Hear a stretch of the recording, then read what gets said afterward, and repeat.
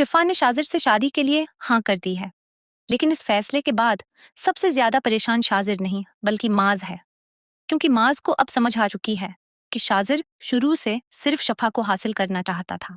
माज शफा के पास जाने का फैसला करता है, लेकिन जब वो वहां पहुंचता है तो शफा उससे साफ कह देती है, माज अब बहुत देर हो चुकी है, मैंने शाजिर से शादी करने का फैसला कर लिया है।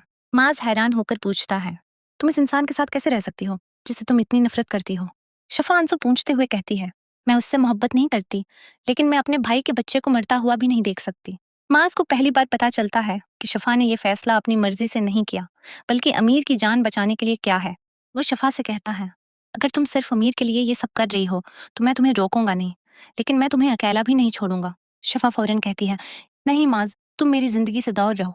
अगर शाजिर को पता चल गया कि तुम अभी भी मेरे साथ हो तो वो अमीर का इलाज भी रोक देगा। माज मजबूर होकर वहां से चला जाता है। दूसरी तरफ शाजिर को लगता है कि अब सब कुछ उसके हाथ में है। वो शफा को अपने घर ले जाने की तैयारी शुरू कर देता है, लेकिन शाजिर ये नहीं जानता कि शफा ने उसके साथ जाने का फैसला सिर्फ इसलिए किया है ताकि वो अपने भाई के बच्चे की जान बचा सके। शाजिर शफा से मिलने आता है और कहता है, अब तुम्हें मेरी बात माननी होगी, क्योंकि अब तुम मेरी होने वाली बीवी हो। शफा खामोश रहती है। शाजिर पूछता है, तुम इतनी खामोश क्यों हो? शफा जवाब देती है, मैंने तुमसे शादी के लिए हाँ की है, तुमसे मोहब्बत करने के लिए नहीं। ये बात शाजिर को बुरी लगती है, लेकिन वो कुछ नहीं कहता। उसे यकीन होता है कि शादी के बाद शफा खुद ही उसे कबूल कर लेगी। इधर नरमीन अपनी माँ के साथ बैठी होती है। वो मुसलसल सोच रही होती है कि शाजिर ने उसे क्यों छोड़ दिया। इसी वक्त उसे एक बात याद आती है।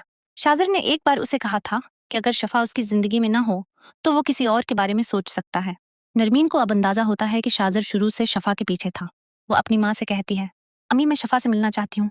माँ हैरान होकर पूछती है, तुम इससे क्यों मिलना चाहती हो? नरमीन कहती है, क्योंकि अब मुझे उससे नफरत नहीं, मुझे उससे माफी मांगनी है।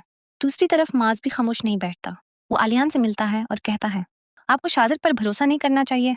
वो अमीर के इलाज को सिर्फ शफा को हासिल करने के लिए इस्तेमाल कर रहा है। आलियान परेशान हो जाता है, लेकिन अगर हम शाजिर की बात नहीं मानेंगे तो अमीर का इलाज कौन करेगा? माज कहता है, मैं कोशिश करूंगा, मैं किसी भी तरह अमीर का इलाज करवाऊंगा, लेकिन शफा को शाजिर के हवाले नहीं होने दूंगा। आलियान को माज की बात में उम्मीद नजर आती है। वो पहली बार सोचता है कि शायद शफा को इतनी बड़ी कुर्बानी देने की जरूरत नहीं। इसी दौरान शफा को मालूम होता है कि माज अमीर के इलाज का इंतजाम करने की कोशिश कर रहा है। वो परेशान हो जाती है क्योंकि उसे डर होता है कि अगर शाजिर को ये बात पता चल गई तो वो फौरन कोई नया मसला खड़ा कर देगा। और यही होता है। शाजिर को किसी तरह मालूम हो जाता है कि माज अमीर के इलाज के लिए पैसे का इंतजाम कर रहा है। वो फौरन माज को फोन करता है।